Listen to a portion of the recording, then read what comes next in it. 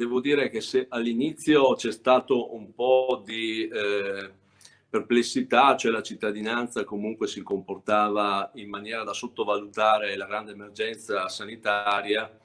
adesso c'è una consapevolezza diversa, quindi c'è molta attenzione al contatto, alla distanza dalle altre persone e quindi per ora diciamo che stiamo andando bene. È chiaro che poi in questo fine settimana che si avvicinano le festività pasquali di Pasqua e Pasquetta, il messaggio che continua a dare l'amministrazione comunale e il sindaco è quello di cercare di festeggiare all'interno dei propri nuclei familiari, di non fare l'errore di invitare parenti e amici, altrimenti non ne usciremo più. Quindi bisogna fare ancora qualche sacrificio, perché questo è l'unico antidoto che abbiamo per uscire al più presto da questa emergenza sanitaria e cercare di limitare il contagio, perché poi finché non esisterà un vaccino o non esisterà una immunità di gregge cosiddetta, dobbiamo conviverci un po' e cercare di limitare al massimo i contatti per limitare l'uso delle strutture sanitarie. Quindi tanti sacrifici da fare, ma per insieme, come si dice, sicuramente ce la faremo.